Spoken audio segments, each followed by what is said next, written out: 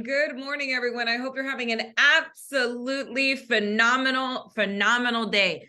All right, my friends, we have a ton to cover. So I mentioned, I know the last couple weeks we've been going over a lot of legislative updates. We've gone over a little bit more of an economic update. Today, we're kind of returning to review our weekly industry update covering LA, Orange, Riverside, and San Bernardino counties. We do now have the month-over-month data. So generally by the 10th, the 9th or the 10th is when that data is released. So we have the month-over-month data, so we can really look at a March compared to February, and then where we are month to date. In addition, if time allows, so I just want to be transparent, if time allows, I'll go into a little bit more of the in-depth analysis of the banking system, which I mentioned we didn't get a chance to fully cover last week, although those slides are available for you. We're also going to do a quick update on the current class action suit. So I think that's important for us to just do a quick review on. And then we will be doing a quick review on where we are with the California Dreamers for All program as well. So just a couple things that we're going to run through today. We're going to go fast because that's a lot to cover in a short amount of time. As always, I have to start with our TCPA. Just a note to make sure that anything that you utilize from this or any of our training, that you do so with your clients in a TCPA compliant way. All right, with that being said, moving right along. So the first thing we're going to be looking at, again, as I mentioned, is we now have our February to March data right over here. And so what we're able to see is some of the changes that have occurred in the various categories, specifically looking here at the number of properties available for sale. We saw a little bit of a 3% decline. That is actually mirroring what we saw last year, right? So that's actually mirroring what we saw. Well, we saw a little bit of growth last year, actually. It's a little bit of that decline here. Now, as we see the number of sales go up, which is mirroring this number of properties sold, going up 45.5% right over here, we're seeing an increase in the number of properties sold. The biggest difference here is this slight increase in the number of properties for sale that we saw February through March of last year. Here, we're seeing a slight decline in that number of properties for sale. We'll see how that's impacted, considering that we know the inventory has tightened up a little bit as a result of a couple things. Specifically, one of the biggest pieces being that a lot of times those sellers that we have coming on the market are also buyers. And so we see this kind of tightening as the interest rates have gone up, as the lending guidelines have tightened a little bit. We've seen less inventory coming on the market for those that were also planning to buy elsewhere. And so that's where, unlike what we typically see as a result of our normal seasonality, where we actually start seeing the amount of inventory go up a little bit here in the first quarter and then going into the second quarter, we've actually saw a little bit of that decline happening right over here. So from January, right, went down in February, and again, we've gone down in March in terms of number of properties for sale. But if we look at that comparison in terms of the number of properties sold, we have seen that increase right over here as well. When we look at where we are month to date, we are down in both categories. Here in the first week of April, comparison to where we were in March, the number of properties available for sale has gone down 8.4%. The number of properties sold has gone down 34.4% here in the first week of the month. Looking at our new listing inventory, from February to March, we actually saw an increase. We had seen a decline from January to February, and now we've seen a little bit of that uptick here in the number of new listings, up 12.3%. Number of properties pended, up 19.7% month over month. Of course, both categories down from March of last year. When we look at where we are month to date, so the 1st through the 9th of the month compared to the 1st through the 9th of March, we're seeing that number of new listings decline down 43.7%. So we're taking less listings thus far in the month of April than we did in this same time period in the month of March. And then for our properties pended, right, we've seen a decline in the number of properties pended in the first week of the month, down 15% right over here. We start looking at our average active price. We're seeing an increase. So this is always interesting for us to watch, because we know that when we think about price, right, when we think about price, there's a lot of information that is out on the media surrounding price, right? This idea that we're going to see this major price correction, right? And obviously when we looked at the data looking historically, and we look at specifically the appreciation, we know that we're about 12% above the mark on where we should be from an appreciation perspective, right? So if homes appreciate 4% every year on average, and during the last major market correction, so during the last market crash, right, housing crash, we were significantly above, and then we dropped significantly below. We caught up within the last 2 years in terms of that 4% appreciation year over year over time. But right now we are approximately about across the nation, 12% above the mark on home prices. If that's the case, and we're supposed to anticipate this major price correction that everybody's talking about in the media, then why are active price as well as our sold price actually seeing an increase when we look at that month over month or that year over year data, right? So our active price up 2.8% from last month, but specifically the sold price here, right? Up 8.7% from February to March, right? From February to March. When we look at March of 2022 to March of 2023, that average sold price up 3.3%. Why, right? Why?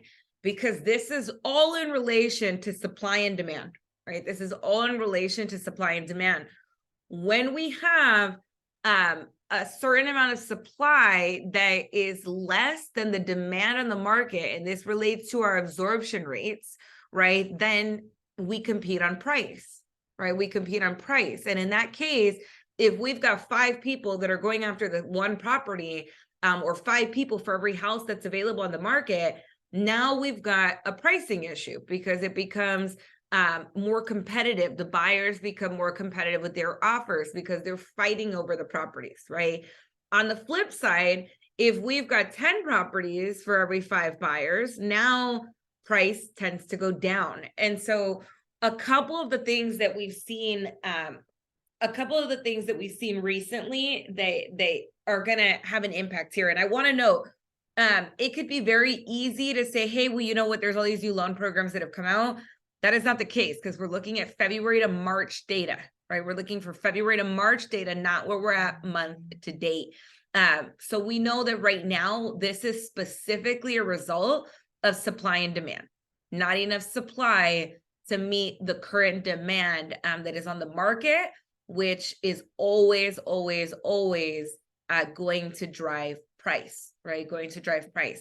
So these numbers are up across the categories. Now, if we look at where we are month to date, the 1st through the 9th of March through the 1st through the 9th of April, average active price still up month to date as well as year over year.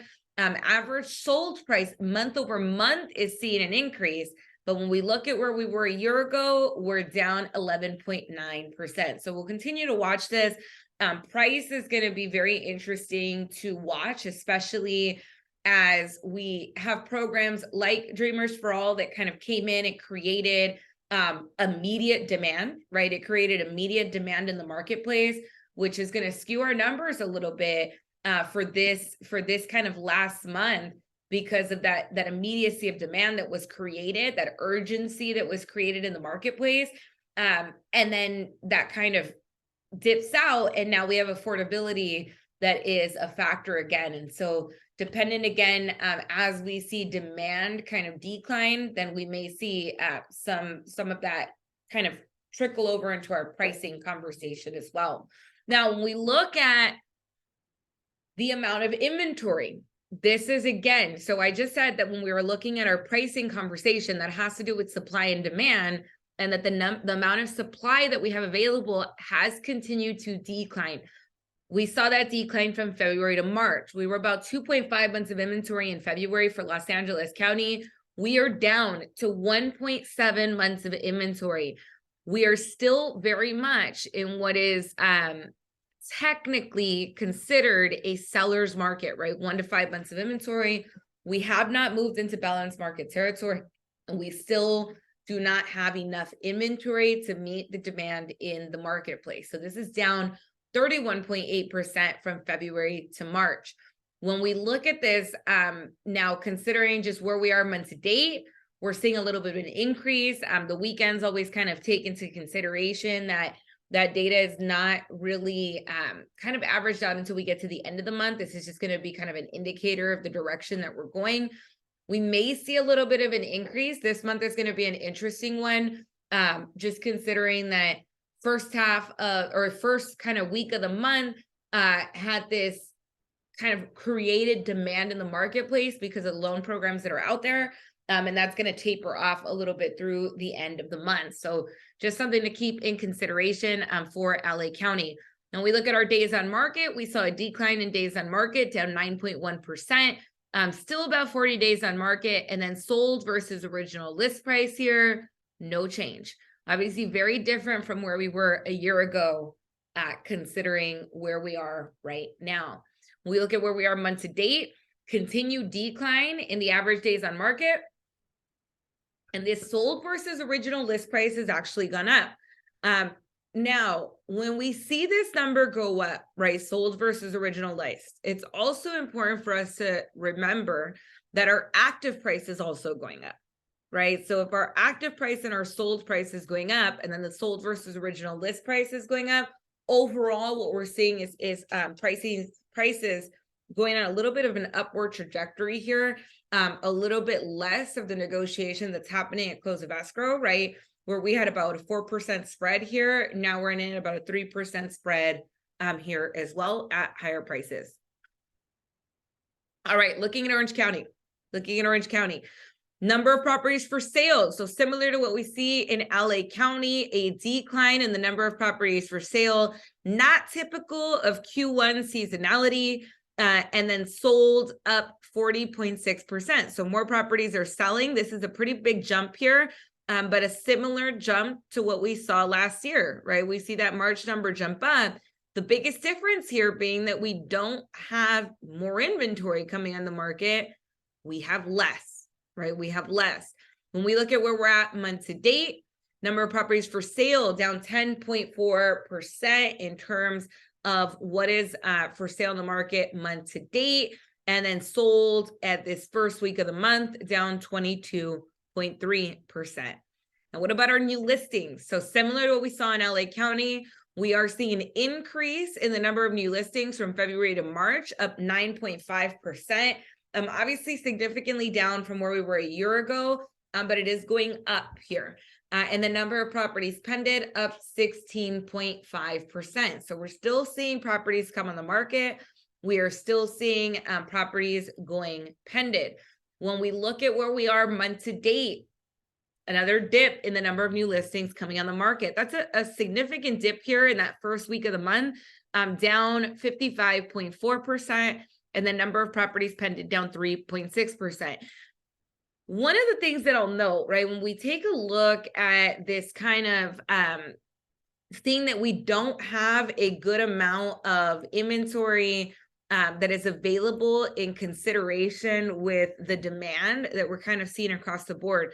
If you are having conversations with your sellers right now, right, if you are having conversations with your sellers right now, part of that conversation that I would be having is going to relate to urgency, right? Is that we do, even though, yes, we hear this talk of interest rates, creating affordability. What we know is that the buyers that are on the market right now are serious, right? The buyers that are on the market right now we don't have enough inventory available. And so we're seeing that again drive up price. And so your sellers still have an opportunity to take advantage of the equity that they've gained in the last couple of years, if that is something that's important to them, right? If they are looking at potentially selling. So we see this here, February to March, average active price up 4.6%, sold price month over month up 6.6%, right? It is down from March of last year, right? They have lost some of that timing.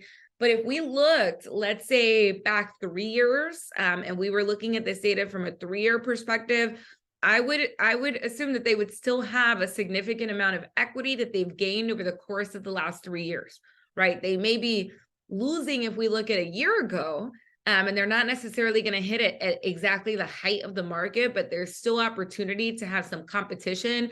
We are still seeing multiple offer scenarios right now. So from a seller perspective, there is still opportunity if they're in a place in their life where they're wanting to sell, right? We've got people that are relocating right now, right? We've seen, I would say the biggest migration patterns that we're seeing right now specifically are to Texas, Arizona, Florida, and Nevada. I actually was speaking with a colleague from the Arizona market, and they were sharing about somebody that one of their lead generation strategies, because they work primarily relocations, is that they've decided to utilize social media advertising. But what they're actually doing, and this person is based out of Florida, is they are running ads in California and in Arizona for Florida buyers, right? For Florida buyers. And what they're getting is not only are they getting the buy side in Florida, but they're getting the listing referral in California and in Arizona, right? And so I thought that was a really interesting kind of strategy, because we do see that there are clients that are still, that's another kind of listing source, right? Is relocations, right? Is relocations as well as a buy source. So just something to take into consideration here as we kind of see some of this fluctuation on price and some of the conversations we should be having with our clients. Our sellers do not want to lose, right? Nobody wants to feel like they're losing in this market. And so to know that based on a year ago, right? Yeah, maybe if they lost some of that equity, the conversation you're going to want to have with them is really based on what that looked like a couple years ago, right? What do they still have that they've gained during that time that they have an opportunity to take advantage of here? Okay, looking at where we are month to date, average active price up 8.8%, average sold price up 0.8%. Continuing to see that rise, and yet our average sold price month to date down 10.6% compared to April of last year, right? Compared to April of last year. So starting to see a little bit of that decline compared to a year ago. We look at our absorption rates. We saw another decline here in terms of the amount of inventory. That's been to be expected. We're seeing that kind of inventory decline. Again, not typical, not really typical of what we start to see from a true seasonality perspective. It does match it a little bit what we saw a year ago. Here in the month of March, and then in April, May, June, July is where we really started to see that increase in the amount of inventory coming on the market. That's something to take into consideration, right? We just entered the second quarter of the year. If we really look at this concept of seasonality, right? If we really look at this concept of seasonality, the next 2 quarters is your greatest opportunity. Right, is your greatest opportunity. Why? Because we know that the most purchases and the most sales, the most transactions happen in quarter 2 and quarter 3 of the year. That's what seasonality dictates. We see a slowdown in the first quarter and the fourth quarter of the year. Now, if you take these months and work hard and work with your clients, you have the greatest opportunity to drive your business up in these 2 quarters. Your next greatest opportunity is that you don't slow down activities when most people do in quarter 3 and quarter 4, and all of a sudden see a decline in your business in Q4 and Q1, right? Our goal right now is how do we maximize that level of activity? And so I think that's really important right now, is take that into consideration, that your clients right now are at the point of the season that they're most likely to transact business. Looking at months of inventory, just where we are month to date, we're seeing a little bit of an increase here, 22.9%. And then looking at our days on market, down 9.3%, so dropping just under 40 days on market in March, and sold versus original list price, seeing a little bit of that increase again here, at a 1% increase, similar to what we saw in Los Angeles County. And yet when we look at where we are in the first week of the month, right? In the first week of the month, we're still seeing a decline in the average days on market, but more importantly, we're also seeing a decline here in that sold versus original list price specific to Orange County. So we'll continue to monitor this, since this is a little bit of a bigger dip than what we saw in LA County. Looking at Riverside County, number of properties for sale, another decline here, down 6.2%. Number of properties sold up 31.2%. Very different from what we saw a year ago, when the number of properties for sale was down, and the number of properties sold was up. So we're seeing kind of that inverse happening here in Riverside County. When we look at where we're at month to date, number of properties for sale down 10.9%, and number of properties sold down 35.8% month to date. Our inventory trends, number of new listings. So another area where we've seen an increase in the number of new listings come on the market, up 10.2%, and the number of pendeds up 31.8%. Still down from where we were a year ago, but up thus far in the month of March. When we look at March 1st through the 9th compared to April, another decline in the number of new listings coming on the market at this time. We usually see a little bit more balance right here, but this is a decline. And the number of properties pended up 23.3%.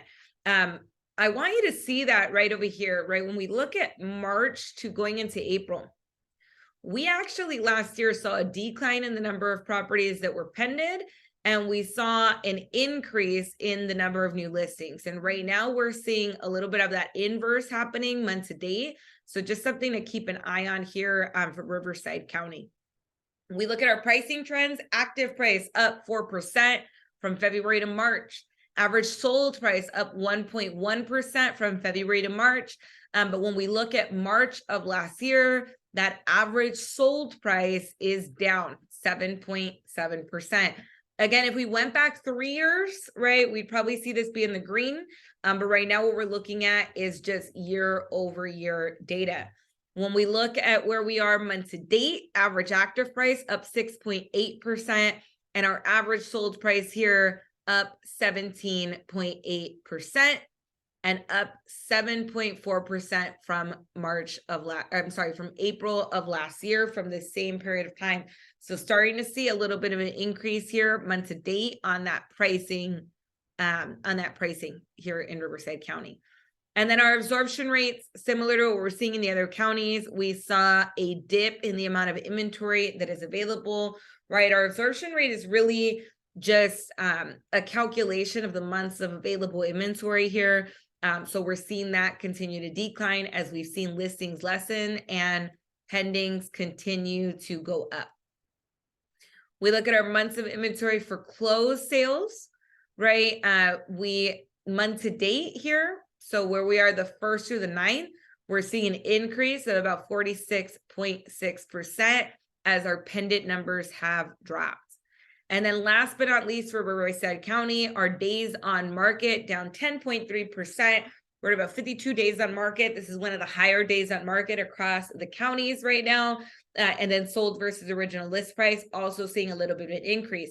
This has been a trend that we're seeing so far now across 3 counties, where our average days on market has seen a decline. but that sold versus original list from February to March saw a little bit of an increase. We look at where we're at month to date, average days on market continuing to decline, and then that sold versus original list continuing to see an increase here of 1.1%. All right, looking at our last county before we get into some of the other information for today. Looking at our sales trends, number of properties available for sale, similar to what we've been seeing, a decline that is not generally typical of what we see at this point of the year, right? January, February, March, decline down 9%. We look at properties sold, an increase that is fairly typical for the year. It's still lower than it was last year. So up 32.8%. We look at where we're at month to date. We're continuing to see a decline in the number of properties for sale, as well as a decline here in the number of properties sold in the first week of the month. When we look at our inventory trends, number of new listings, we saw a 5.3% increase month over month from February to March, a 19.9% increase in terms of the number of properties that are pended, of course, down from where we were in March of 22. And then when we look at where we're at month to date, similar to what we've been seeing in the other 3 counties, the number of new listings down 23% here in the first week of the month, and properties pended up 22.6%, right? Up 2.6%. So a slight increase here in the number of properties pended. Pricing trends, average active price, that's fairly balanced, right? 0.7%, not even a percent here. That is a fairly balanced kind of active price there. But that average sold price seen an increase from February to March of 3%, right? So as we've gotten that kind of recovered demand, we are seeing a little bit of that price increase there. When we look at where we were a year ago, that average active price down 5.2%, and then average sold price down 1.6% here. So important to kind of keep an eye on that. And then when we look at where we are month to date, increases here in each of these are kind of really important. The average active price up 2.7%, average sold price in the first week of the month up 9.9%, and then average sold price from a year ago, right, from April of last year, 1st through the 9th, up 5.7%. We look at our absorption rates. This is staying on trend, a decline from February to March in terms of the amount of inventory available. That means we entered March with 2 months of available inventory on the market, down 31%. And yet week to date, we're seeing an increase of 45.2%. So we've kind of seen this trend across all 4 counties here. We'll continue to monitor that because again, right, the numbers are always going to be impacted by weekends before all of the information is recorded. So we really don't see that fleshed out until the end of the month. And then our average days on market, no change from February to March, but sold versus original list price following the trend across the counties, up 1.1%. We look at where we are month to date, average days on market, continuing to see a decline, and that sold versus original list price continuing to go up 2.1%. All right, we're going to move quick through this on industry news because there's a bit that I wanted to cover. As I mentioned, I didn't, because we had so much to cover last week with the legislative update and then bringing on Downey Capital to talk through the Dreamers for All program. I didn't get a chance to really work through all of the Silicon Valley slides to kind of give you some of the information on this. Now, I know that this is already kind of passed, but I think these slides are really good to have an understanding of what happened in the market, because I know that as we watch these major economic events that are out there, right? And as our clients kind of think through, they pose questions, right? We know that logic makes people think, right? Logic makes people think, and emotion makes people act, right? And so when we really kind of have a little bit more of this, this kind of thought process around what exactly happened and how we can communicate this to our clients. I still get questions right now of people wondering if their money is safe, or are they okay to, be banking with a particular bank, or what should they do with their retirement funds? Now, I'm not a financial advisor. I'm not going to, and this is not meant to be financial advice. This is just for us to have a little bit more information. So I do encourage you to kind of look through these slides.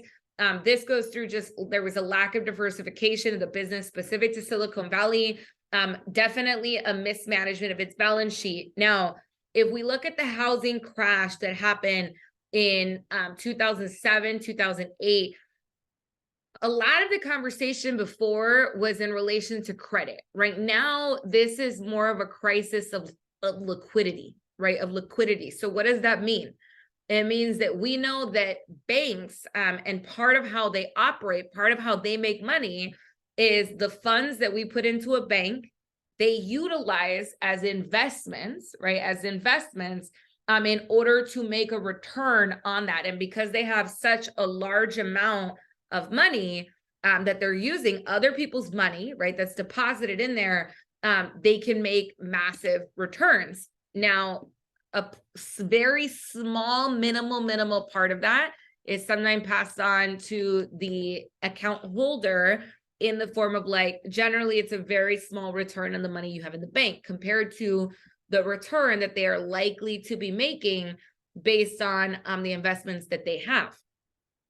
With that being said, if they tie up too much of their money into things like bonds and other places that the banks put their money, and they aren't able to meet the liquidity needs that clients have, meaning let's say I'm a client in a bank, like some of these major venture capitalist startups, and I need to pull out a significant amount of funds for my liquidity needs, payroll, for payments, so business expenses, all of these things, and I go to make a withdrawal from the bank has to have the money liquid, meaning that money has to be available for them to withdraw right now.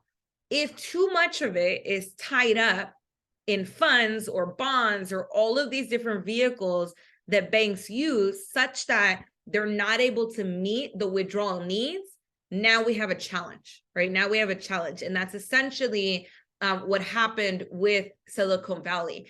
They also then, because they had liquid needs for the money, they had to sell off some of these assets that they had at discounts, meaning that they took a loss versus getting a return on that initial investment.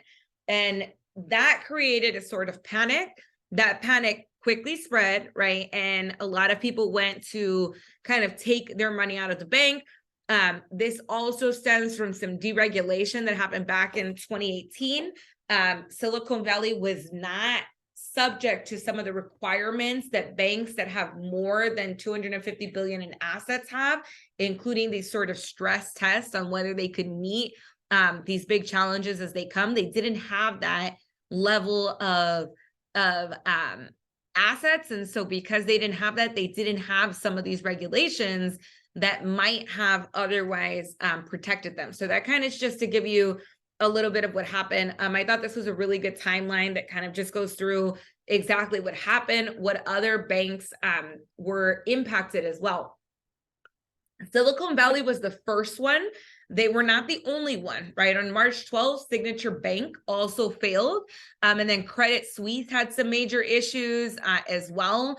So there was a couple of different banks that have had some impact from what was going on. And if we really look at the global impact, I mean, there's so much that happens as a result of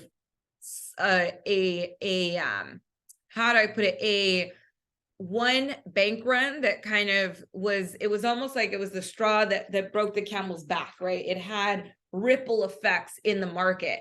Now, the government has to make sure that our banking system is protected. And so that's where they stepped in and said, hey, we are going to invoke what they call the systematic risk exception, right? A systematic risk is if they believe that one bank failure poses systematic risk that other banks could also fail as a result of people not being able to access their money, they decided, hey, we are going to insure 100% of the deposits at the bank in order to stop widespread panic from causing other banks to also now run into liquid needs issues, right? And so there's been a lot that has been going on that's going to be important to just kind of watch on here as well, right? I'm not going to go through each piece. Now, what is the FDIC, right? What is the Federal Deposit Insurance Corporation? Essentially in 1933, as a result of the Big Depression, right? The Great Depression, there was over 9,000 banks that failed, right? There was 9,000 banks that failed. Because of that, they created the FDIC as a sort of it's an insurance fund that is funded by essentially fees from the bank to cover this fund to say, hey, we're going to insure a specific amount of money for each person that puts a deposit in the bank. That insurance policy right now covers up to $250,000 per. So it's one thing I want to note here on this $250,000. This is per Social Security or EIN number. So if it's a partner, right, a husband and a wife or partners, and they have 2 Social Security numbers, then it covers up to $500,000, right? So it gives you a little, there's more insight on that, but that's just important to understand because I know I've seen a couple companies that are looking at how do we make sure our money is protected, and it's making sure that there is the amount that is in the accounts falls below the 250 threshold, or you work with multiple banks. We think about what happens when a bank fails. The FDIC steps in and seizes the bank.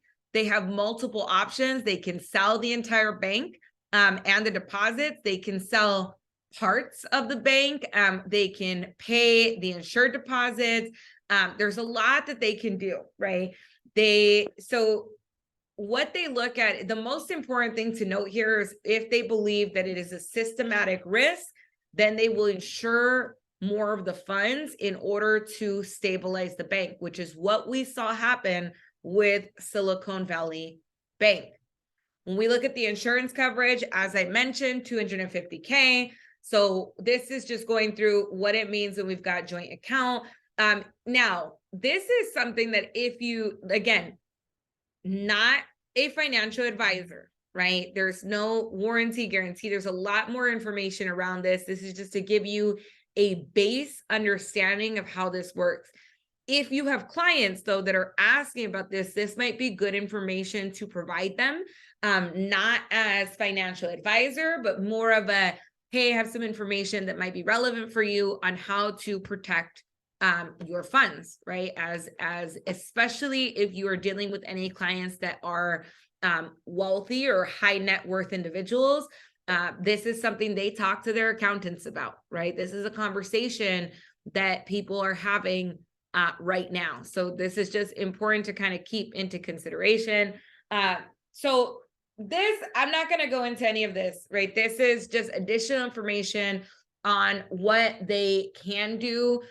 If you are working with the client that is a high net worth individual, there are some other options on how they can protect their funds that is also available for them. This is some of those examples. Now, there are, if big businesses, right? This is something that big businesses look into. If you have clients that are business owners, this is a conversation that might be relevant to have as well. Okay.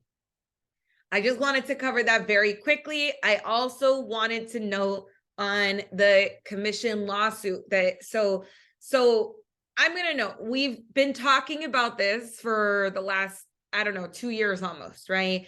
We've known that the commission lawsuit was coming. We knew that it was going class action. It's officially been certified class action as of about a weekend, almost 2 weeks ago. The only thing that I want you to worry about with this, right? Because we've been talking about it, y'all are aware of it. This isn't something that's a surprise, but it is prevalent on social media right now. It's prevalent on all the real estate blogs right now.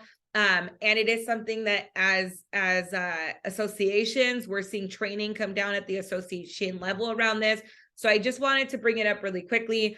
I'm going to give you a quick synopsis of what this is and what is the only action step that I want you to take right now. One, the way this lawsuit works is that we know that we are an industry, right? We are an industry where one party, the seller, in most instances, offers compensation to two parties for two-party services, a listing agent commission and a selling agent commission for the agent that sells the property. The way these lawsuits have run is a group of sellers got together and said, and there's actually 3 lawsuits going on. This is just one of them. But a group got together and said, we believe that this is a violation of the Sherman Antitrust Act, which dictates that companies are not allowed to price fix. And they went and sued the National Association of Realtors. And they said, National Association of Realtors and the MLSs, you got together and created a system by which there is not freedom of pricing, right? Or there's not competitive pricing, because in reality, there is an average commission that is charged across the board. And by making the MLSs searchable by commission, which is no longer true, but used to be, right? But it's no longer true, but used to be, then we believe that that was an example of how you supported price fixing. Now, that's not the case, right? But that's what their argument is. And that brokerages, as a result of scripts and objection handling, were basically a part of this antitrust violation to fix prices. That's what the lawsuit is right now, right? And so it was certified class action.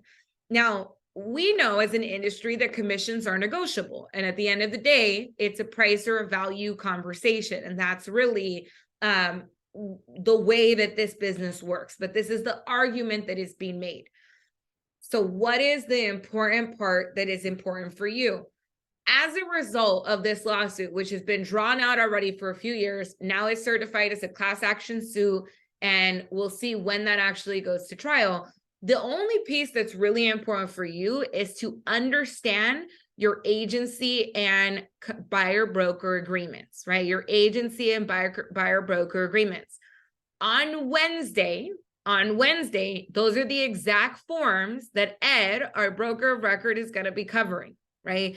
So there's a lot of information out there about this. What I don't want you to do is get scared, get nervous. What is this going to do to our industry? Might it change some things? Sure. Has it already changed some things? Yes. There was 6 new buyer broker related commission forms that were released this year for the California Association of Realtors that we have covered in multiple trainings and will be reviewing again on Wednesday. So if there is one thing that you do as an action step of what's important about this lawsuit for you, it's that you need to know your contracts very, very well as it relates to buyer agency especially, right? As it relates to buyer agency especially, and how we get paid. There are steps that we take moving forward, but I highly, highly encourage you to be on the 10 a.m. Wednesday contract session with Ed, where he will be covering those contracts, right, specifically. Okay, the next thing I wanted to make sure to touch on, the Dreamers for All program, right? The Dream for All program. Now, the Dream for All program that came out with Cal HFA is essentially was the shared appreciation loan program of 20%. I know that a lot of you have been calling your clients to talk about this program. The program is on pause. The program is on pause. So I'm going to note that off the bat. What happened with the program is they had a certain amount of funds, 300 million in funds. They anticipated that they were going to be able to help about 2,300 low to moderate income California residents. That money needed to have been tied up with open escrows, right? And then a rate lock that has to occur this week. That's done, right? In terms of what happens is the amount of funds they had has been committed, right? Has been committed. What that means is that 300 million is essentially tied up in escrows right now that have opened. They said the program is on pause. So what does that mean, right? What does that mean, program on pause? Part of what that means is that we know that having funds that are committed to an escrow, well, we know that industry average tells us 25% of deals fall out of escrow, right? So we know there's going to be a chance that some of the funds from that are tied up in this program do become available. So a couple of things that's really important about this. And we had this conversation for those that were here on Friday in depth. I want to note this again, because I think we cannot drive this home hard enough, right? You have clients that were interested in this program and got really excited about this program. And we know logic makes people think, emotion makes people act. And so you have clients that are going to hear that there's no funds left in this program, and they're going to feel upset, right? And they're going to feel frustrated, and they're going to feel a certain way about it. Our job is to create a different feeling. Our job is to help create hope, right? Is to help create hope for a couple things. One, the clients that were able to get into this program are generally the ones that already had their pre-approvals ready, were already searching for properties, were essentially ready to go, right? Those that had the highest amount of urgency were essentially the ones that got into this program. That's big on being able to really demonstrate why urgency for your clients is important when programs like this become available, right? The second thing that's going to be really important is this is not the only program that exists. This is not the only down payment assistance program, right? This is not the only opportunity that they had to move forward. We did a whole class on mortgage hacks, right? There is opportunities for the clients to move forward that are not this program. This is not a conversation that you have on text message or email or social media, right, with your clients. Can you post about it? Sure. Can you talk about it? Sure.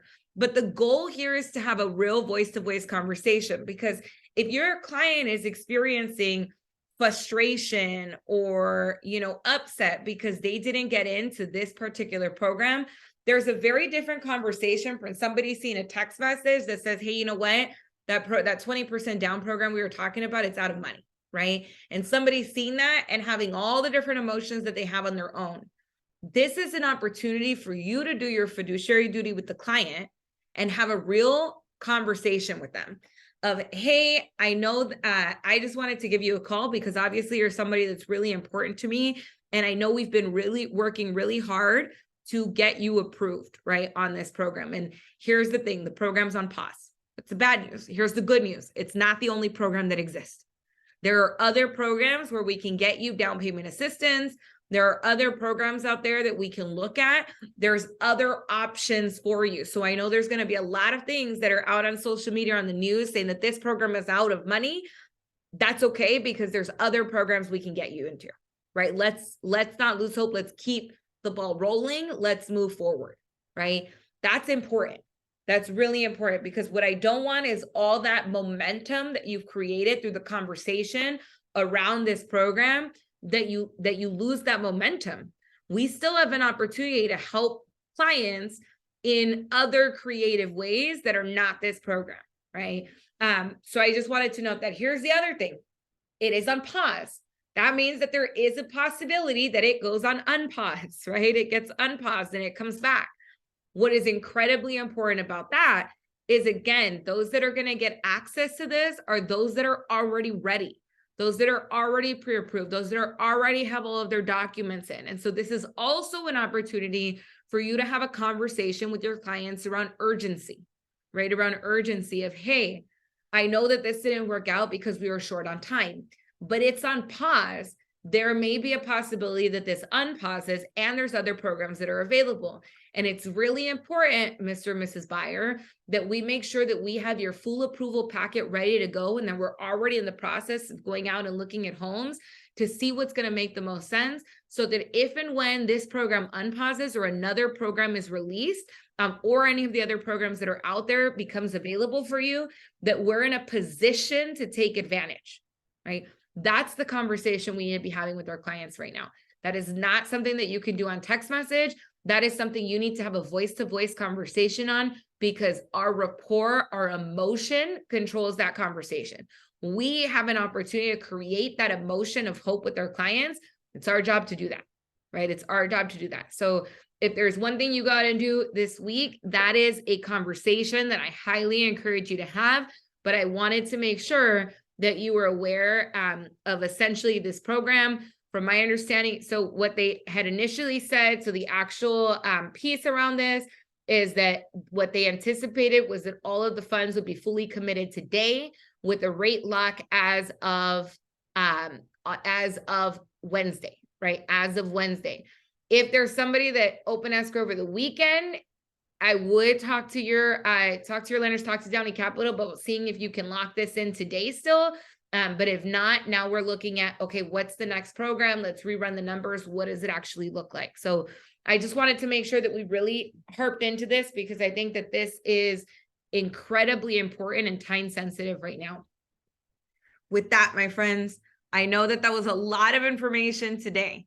The one thing that I want you to take away from this is hope, right? We say it a lot. I say it a lot, and I'll say it again, is yes, we talk about there being less transactions out there, right? It does not mean that your opportunity is less.